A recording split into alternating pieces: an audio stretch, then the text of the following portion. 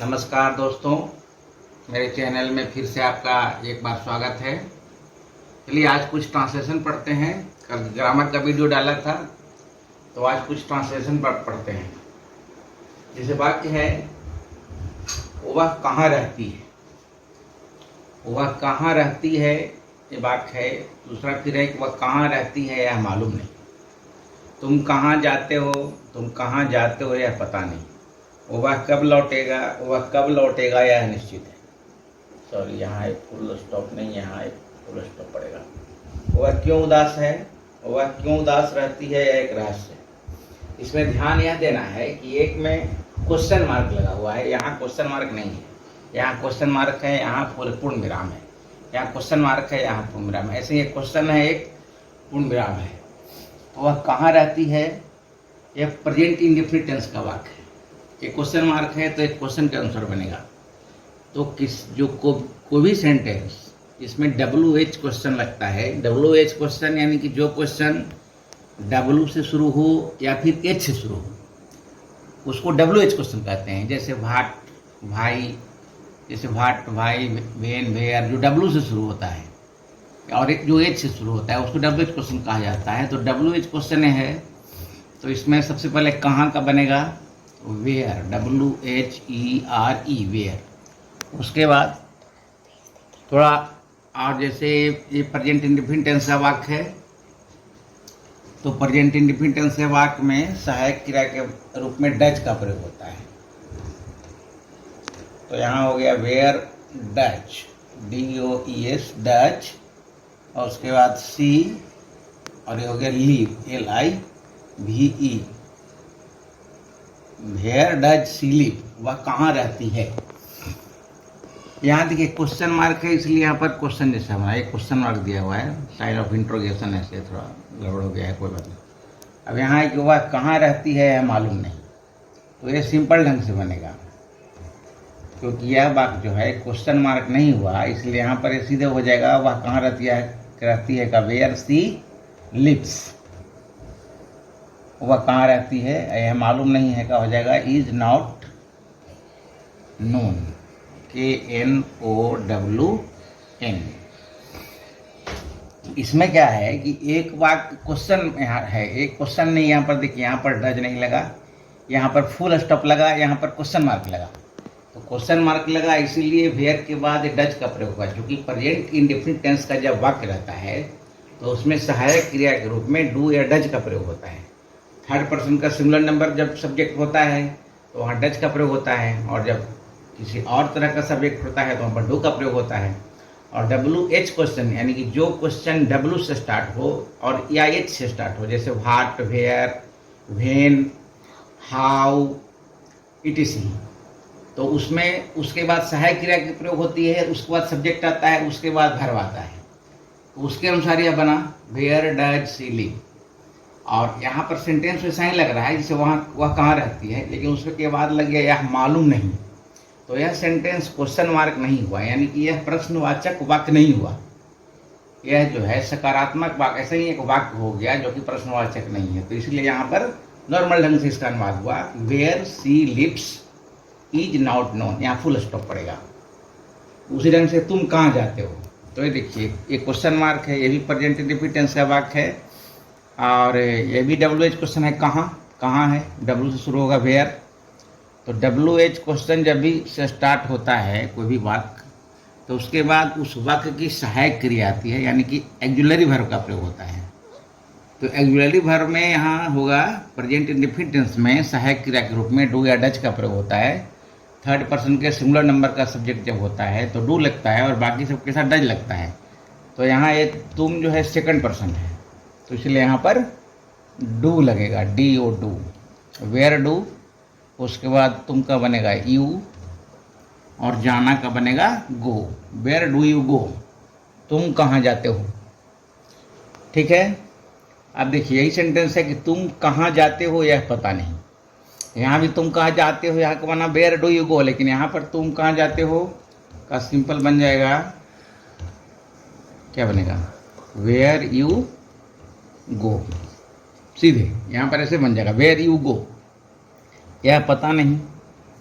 तो यह पता नहीं यानी कि यह मालूम नहीं, इज नॉट नोन,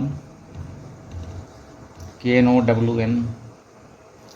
अगर मुझे पता नहीं तो नोन टू मी, ऐसा हो जाता कुछ भी। इसमें ही ध्यान देना है कि खाली जब एक प्रश्नवाचक जब वाक्य रहेगा तो WH क्वेश्चन के बाद सहायक क्रिया आएगी, और अगर प्रश्न नहीं रहेगा तो सीधे सब्जेक्ट करके सीधे वर्ब कर देना है, उसमें उसकी सहायक क्रिया का प्रयोग नहीं करना है। जैसे वह कब लौटेगा, यह देखिए, यह गागेगी है, तो जिस क्रिया के अंत में गागेगी होता है वो फ्यूचर टेंस का वाक्य होता है, तो यह फ्यूचर इंडेफिनिट टेंस का वाक्य है। फ्यूचर इंडेफिनिट टेंस में सहायक क्रिया के रूप में सेल या विल का प्रयोग होता है आवश्यकता अनुसार, हुआ है तो इसके साथ विल लगेगा। तो यहाँ पर देखिए कब का क्या होगा, WHEN, वेन। हुआ के अनुसार यहाँ होना चाहिए सहायक क्रिया के रूप में विल का प्रयोग होगा, WIL, विल। कब लौटेगा, ही, लौटना का रिटर्न, RETURN। यहाँ क्वेश्चन मार्क पड़ेगा क्योंकि यहाँ क्वेश्चन है वह कब लौटेगा, यह प्रश्नवाचक वाक्य है। फ्यूचर टेंस में, फ्यूचर इंडेफिनिट में सहायक क्रिया के रूप में सेल या विल का प्रयोग होता है। जब थर्ड पर्सन का सिंगुलर नंबर रहेगा सब्जेक्ट तो साधारणतः विल का प्रयोग होता है, आई के साथ और वी के साथ सेल का प्रयोग होता है। फिर सेकंड पर्सन के साथ ही विल का प्रयोग होता है, तो उसके अनुसार यहाँ विल का प्रयोग हुआ। WH क्वेश्चन हुआ, W से स्टार्ट हुआ, इसलिए यहाँ पर सहायक क्रिया के रूप में विल का प्रयोग हो गया। और एक प्रश्नवाचक वाक्य हुआ, इसलिए यहाँ से फिर विल हुआ, यहाँ ही हुआ, यहाँ टर्न हुआ। वही बात यहाँ देखिए, वह कब लौटेगा यह अनिश्चित है, इसमें लग गया, तो यह प्रश्नवाचक वाक्य नहीं हुआ। तो वह कब लौटेगा, ये इसका अनुवाद सीधे यहाँ क्या हो जाएगा, WHEN, वेन। यहाँ पर ही पहले आ जाएगा, यहाँ पर विल जो है बाद में लगेगा। ये एकदम सिंपल ढंग से बनेगा, hey when he will return. When he will return is uncertain, is UNCERTAIN,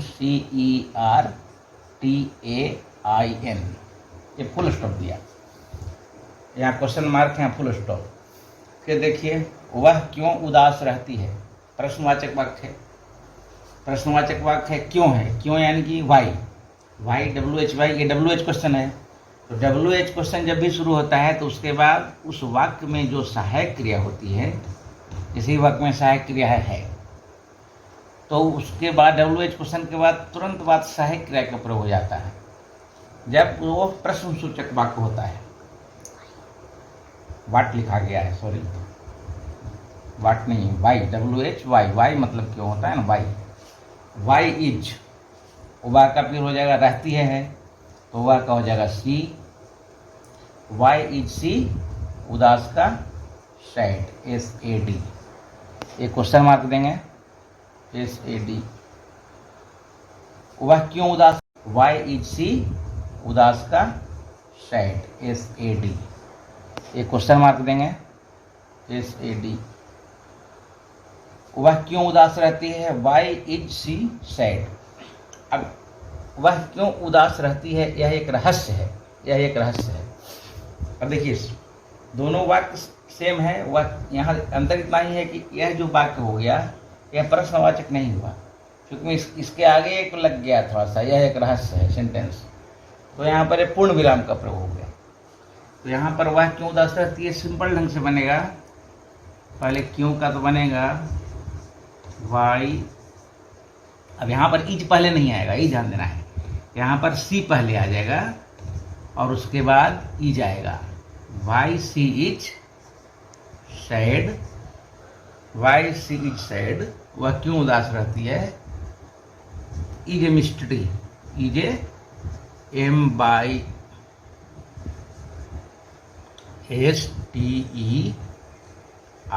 लगता है इंक भी खत्म हो गया, एम, मिस्ट्री मतलब रहस्य, MYSTERY स्पेलिंग इसका है। Why she is sad, is a mystery, यहाँ पर क्वेश्चन मार्क नहीं आएगा, फुल स्टॉप आएगा, वह क्यों उदास रहती है।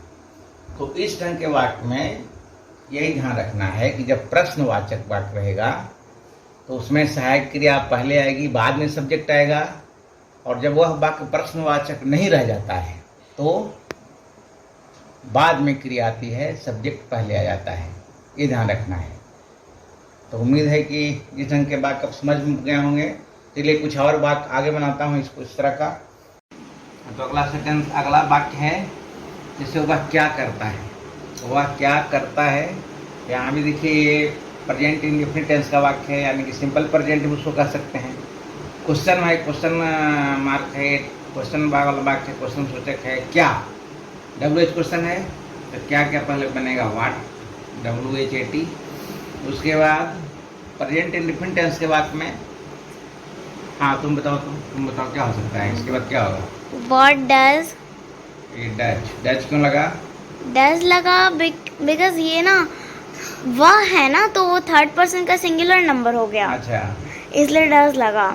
अच्छा, मतलब WH क्वेश्चन हुआ तो इसके बाद तुरंत सहायक क्रिया के रूप में प्रेजेंट इंडेफिनिट टेंस का वाक्य है। हाँ तो उसमें सहायक क्रिया के रूप में डू या डज का प्रयोग होता है। हाँ, बिकॉज उसमें इज एम आर का यूज नहीं होता है, डू डज का प्रयोग होता है। और यहाँ पर चूंकि सब्जेक्ट थर्ड पर्सन का सिंगुलर नंबर हुआ, इसलिए उसके साथ डज का प्रयोग हुआ। अगर मान लीजिए यहाँ पर फर्स्ट पर्सन रहता, सेकंड पर्सन रहता, तो डू होता, थर्ड पर्सन का प्रोनाउन नंबर रहता है तो डू हो जाता, ठीक है। उसके बाद ही का वह का बनाएंगे ही, उसके बाद क्या लिखेंगे, डू लिखेंगे। अब यहाँ पर एक प्रश्न और उठता है, यहाँ पर डू क्यों हुआ जबकि यहाँ पर तो ही है, यहाँ पर तो ही है, तो यहाँ डू क्यों हुआ, डच क्यों नहीं हुआ। क्योंकि मैं बताती हूँ, क्योंकि जहाँ जिस भी सेंटेंस में डू या फिर डज का यूज होता है, वहाँ पे वर्ब जो है वो अपने ओरिजिनल फॉर्म में ही रहता है, यानी कि मूल फॉर्म। हाँ, उसमें कोई चेंजेस नहीं होते। हाँ, जैसे वर्ब का ओरिजिनल फॉर्म का मतलब क्या हुआ, जैसे देखिए वर्ब का मूल रूप, ओरिजिनल फॉर्म यानी कि वर्ब का मूल रूप। मूल रूप का मतलब ये हुआ कि जैसे मान लिया कि गो मतलब जाना हुआ, तो गो का मूल रूप गोइंग हो गया। जैसे ईट मतलब खाना हो गया, तो ईट का मूल रूप ईटिंग हुआ, उसमें कोई चेंजिंग नहीं आएगा। अगर ये चेंज होगा तो गो का वेंट हो जाएगा, गॉन हो जाएगा, कोई चेंज नहीं होना है। तो अगर किसी भी वाक्य में डू, डज या डिड का प्रयोग हो जाता है तो इसमें वर्ब अपने मूल रूप में रहता है। इसलिए चूंकि यहाँ डज लग गया है तो यहाँ पर ही डू ही होगा, यहाँ पर ही डज नहीं होगा। बार डज ही डू होगा, क्या, क्योंकि हम लोग यहाँ पे डू वर्ब के फॉर्म में यूज कर रहे हैं, वर्ब का फॉर्म यूज कर रहे हैं। Very good. अब देखो वह क्या करता है यह मालूम नहीं है, तो यहाँ पर कैसे बनाएंगे, व्हाट डज, यहाँ पर डज कैसे लगाएंगे, यहाँ पर वाक्य प्रश्नसूचक नहीं है, यहाँ पर तो साधारण वाक्य है, तो यहाँ पर क्या होगा, व्हाट ही हो जाएगा। अच्छा, ये सीधा ढंग से बनेगा। एक क्वेश्चन मार्क था इसलिए यहाँ पर क्वेश्चन ढंग से बना, या ये सीधा ढंग से बनेगा, व्हाट ही हो जाएगा, फिर व्हाट ही डज, वह क्या करता है। उसके बाद इज नॉट नॉन, हाँ, यही समझना है कि एक ही वाक्य है, उसमें अगर प्रश्न सूचक आ गया तो उसको इस ढंग से बनाएंगे। अगर नॉर्मल वाक्य है, प्रश्न सूचक नहीं है, तो फिर उसको इस ढंग से बनाएंगे। यानी कि वर्ब को WH क्वेश्चन, जो WH क्वेश्चन हुआ उसके बाद सब्जेक्ट का प्रयोग करेंगे, वर्ब का प्रयोग बाद में करेंगे। लेकिन अगर प्रश्न सूचक वाक्य रहेगा तो वर्ब का प्रयोग WH क्वेश्चन के तुरंत बाद करेंगे। यही दोनों में अंतर है। और वर्ब का मूल रूप तो जैसे जैसे गो का गो, रन का रन, लाफ का लाफ, ईट का ईट, ऐसा होता है। तो उम्मीद है कि आप लोगों को अच्छी तरह समझ में आ गया होगा। आज के वीडियो में बस इतना ही। चलिए, शुभ रात्रि, धन्यवाद।